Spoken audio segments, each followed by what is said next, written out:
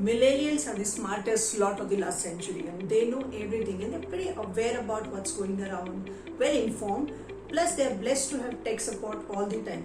So whatever they wish to explore is just click away. When it comes to personal financial management, I'm going to give one very small tip to the millennials, and it is just a small tweak in the approach they have towards money management. So what do we do normally? From the age-old generations before us did this, and we also in a way subconsciously follow them. So what do?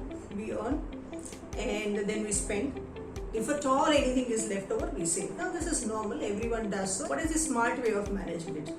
The best way to manage your money is first you earn, then you invest. How much? I'll come to that. But first you invest and then spend. If you are able to do this is what experts do. So first they earn, first they invest in themselves, invest in their future, and then spend. If you do this, you can easily achieve financial freedom by the age 40. It is also important to protect your investments and savings that you would have done so that it doesn't get wiped out in case of some emergency or some contingency or uncertainties in life, which keeps happening. Life is full of surprises and shocks around, isn't it? So what should you do? 3 major things. 1, have good life insurance cover so that people behind you never struggle. Have good health insurance so that you don't have to put all your hard-earned money into hospitalization, just God forbid in case if it is needed. And have a good emergency fund, which means 3 months of your expense should always be kept liquid in your savings account or the money which can be easily accessed at any given point in time.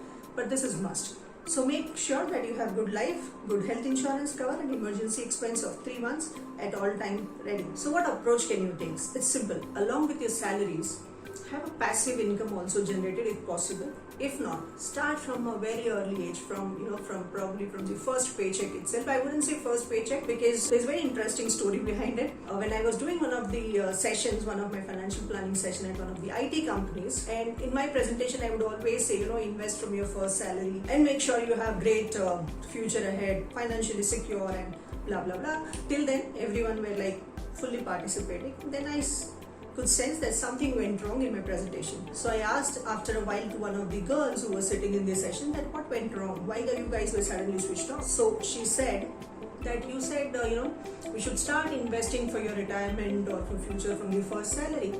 But that's practically something that we are not thinking of because we have worked so hard to reach this stage. And when you're coming for our induction program and telling us that you should start investing your first salary, it just doesn't resonate. So I understood. I said yes, pretty much point taken. So what you need to do is, and I strongly believe in this, and I'm going to teach this to everybody from then on. I'm doing it religiously. From your first salary to your third salary, so practically the first quarter of your earnings, just blow it. And when I say blow it, just blow it. Do whatever you wish to do in life. It can be anything. Buy whatever you wanted to and everything. But from fourth monthly salary, start investing 50% of your income every month. And I'm telling you, this 50% will really take you a long way, because at that age, when you're around 24, 25, you don't have much financial responsibility and your parents are well settled also, so they don't expect you to contribute towards family finances. So ensure that you invest that money wisely, then spending it here and there, and then wondering where did this money go. So budget is all about, telling your money where to go rather than wondering where did it go. So make sure that you have channelized your money properly by that early age. Let me explain you with a simple example. Let's say you are in your 25 years of age and you wish to have a wealth created of, let's say, 3 crores kind of wealth at around 40 years of age. Right now it looks difficult, isn't it? I'll show you and I'll simplify it for you. How is it possible? Let's say you're making about 50,000 rupees a month, which is pretty much possible. Now, assuming this 50,000 will grow every year by 10%, which means your salaries are going to go up by 10% every year. So 50,000 in a month, which means you earn about 6 lakhs a year. At the age 25, you are earning about 50,000, 6 lakhs a year. By the age 40, if I just apply only 10% appraisals every year, you will reach 25 lakhs at the end of 40 years. Okay, park it here. Now let's say 50% of your income you start investing from age 25 to age 35 only. So which means first year you invest out of 6 lakhs, 3 lakhs, so on and so forth. Increase that also by 10%. So what happens, let's say up to 35, you're pretty okay, kind of settling down and things are pretty much comfortable by then. Now the family comes in and you have a lot of other expenses coming in. So I would say now you don't increase it by 10%, but just keep on investing whatever you are investing at the age 35 for next 5 years. So roughly it will be about 7 lakhs is what you are investing at the age 35. So from age 35 to 40, you continue to invest 7 lakhs. which means you would have invested in all these 15 years X amount.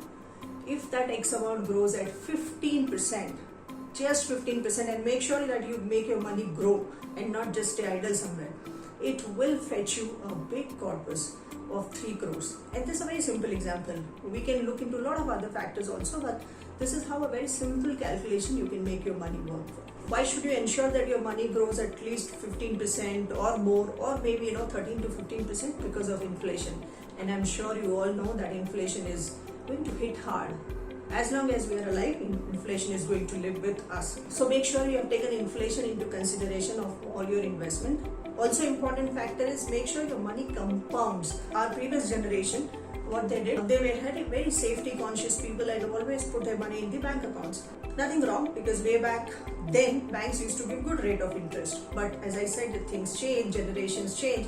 So now banks are no more giving that 14%, 12% kind of a return. So you'll have to look for other revenues. Now your savings account is giving you 3 or maximum 4% return, where your equity market can give you 15% and above return. So at a younger age, do not play very safe. Try to take a little bit of risk and invest into instruments that can actually give you that kind of return and the power of compounding. As Albert Einstein said, the 8th wonder of the world is power of compounding. One of the most common mistakes that all the millennials and the young people make is living on debt. Debt is so easily available, just a phone call away. So do you need a credit card? Ma'am, do you need a banking loan? A housing loan? It's very easy. But my point here is, it is a commitment. So the mistakes that you must avoid is, number one, do not live on your credit card.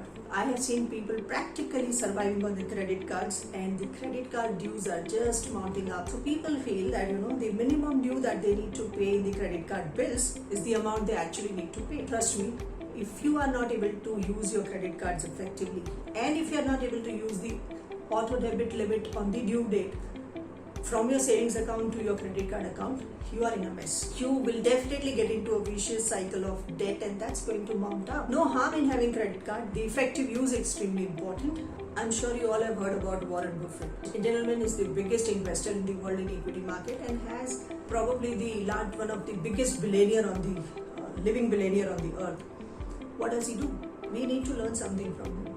He said he started investing at the age 11, and he said he was late. Right now he's 92, and one share of his company costs about 8,000 crores, just one share. But he still lives out of the place where he started his journey from. He said, for whom do I need to change?